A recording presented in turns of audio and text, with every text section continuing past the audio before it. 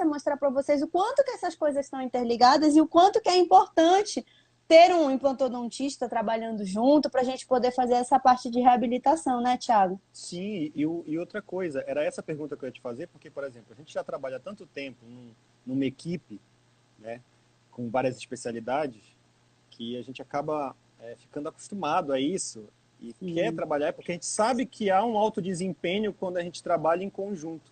Que era essa a minha com pergunta que eu ia te certeza. fazer. O que que tu acha de um planejamento de uma equipe? E qual a diferença entre planejar como equipe e planejar sozinho, por exemplo, um tratamento? O que que tu Não, acha? ter uma equipe é fundamental. Eu acho que eu sou até mal acostumada, porque desde que eu comecei na odontologia, graças a Deus eu fui abençoada com uma equipe maravilhosa.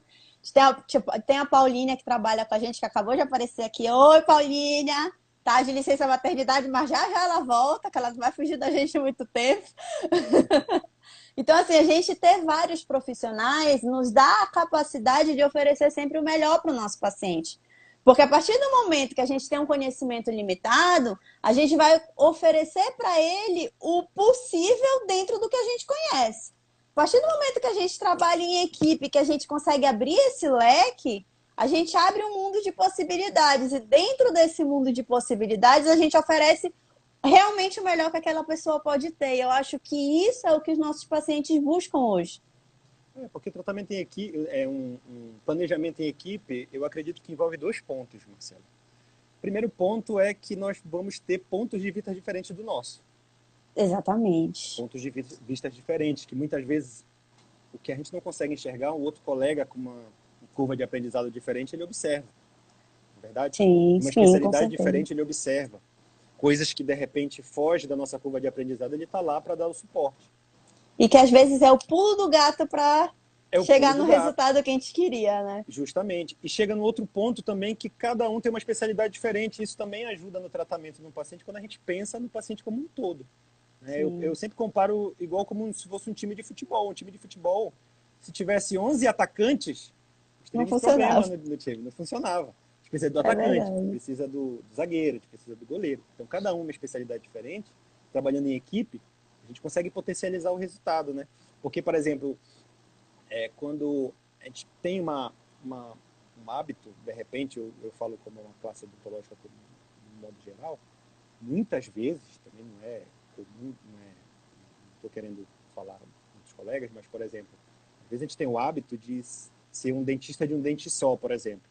Tu Sim. olha um caso, o paciente está com uma queixa e você só vê aquilo. Quando, na verdade, a gente precisa ver aquilo, mas também a gente precisa ver o porquê que aquilo está acontecendo, quais são as causas, né, o que a gente pode fazer, quais são os outros suportes que nós podemos ter para ajudar o tratamento dele, outras especialidades que nós podemos encaminhar ao paciente que, de repente, ele tem necessidade, que muitas vezes ele nem sabe. Acontece muito. Verdade. Às vezes, numa conversa, vai para resolver um problema e acaba a gente acaba detectando outro, às vezes até maior. E eu acho que é exatamente por isso que a gente trabalha tão junto, né, Thiago? Sim, sim.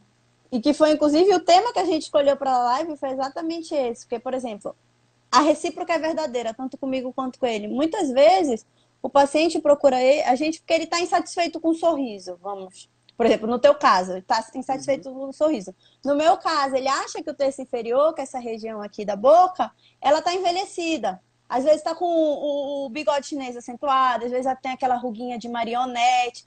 Mas muitas vezes o motivo daquela ruguinha estar presente ali não é pura e simplesmente porque o paciente envelheceu ou porque tá com flacidez de pele, não. Às vezes teve alguma perda dentária em algum momento na vida e isso fez com que esse terço inferior diminuísse de tamanho. E quando diminui automaticamente, gera um envelhecimento nessa região. E aí acabam aparecendo as rugas, não necessariamente só pelo envelhecimento, mas também por conta dessa falha dentária ou desse problema dentário que ocorreu. Então, eu acho que a gente conversar junto e a gente planejar junto, como a gente normalmente faz no consultório, é Sim. muito difícil. O Thiago pegar um caso e não me mostrar, ou eu pegar um caso e não mostrar com ele, até pra gente, nem que não seja para trabalhar junto, mas para trocar uma ideia, isso é muito válido, isso é muito bom, porque a gente às vezes consegue enxergar coisas que a gente não vê só. E muitas vezes a gente muda o plano de tratamento. Muda o plano de Verdade. tratamento, né? Acontece muito. Verdade. Mas muda para um tratamento muitas vezes mais eficiente. Eu vou te dar Com um exemplo que certeza. aconteceu hoje. Por exemplo, eu fiz uma avaliação de uma paciente para fazer tratamento de implante e eu planejei, eu avaliei a tomografia, avaliei os exames, planejei para colocar 2 implantes em 2 prés que ela tinha ausente. Só que Uhum. ela já tinha um implante nessa região, olha só, ela tinha um implante para segurar 2 prés, o implante estava bem no meio dos 2 prés. Não Caramba. tinha osso. Então, meu planejamento seria remover esse implante, fazer enxerto, e aí, durante esse meio tempo, ela está fazendo tratamento de aparelho. Né? O planejamento era esse, logo remover esse implante. E aí, o que eu fiz? Eu conversei com a colega daqui de Castanhal, para ver o ponto de vista dela, que é a avaliação do aparelho, e ela me deu um ponto de vista, ela me deu uma sugestão que eu não tinha pensado. Sim, E eu acredito que seria muito mais eficiente para o tratamento dela, que foi o quê? A gente usar esse implante que ele já está perdido, mas a gente usar ele, Marcela, para fechar mais um pouco o espaço, usar de em vez de ser apoio, né? 2, para servir de apoio, Sim. puxar, fechar mais um pouco, né? Ou seja, em vez de botar 2 implantes, a gente já planeja um.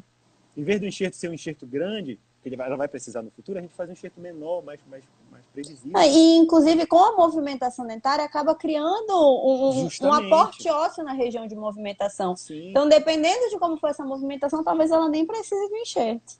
com certeza. E porque são várias variáveis num tratamento que muitas Sim, vezes, num primeiro momento, você não consegue ver todas de uma vez. Por isso que é a importância de um tratamento em equipe, um é planejamento em verdade. equipe.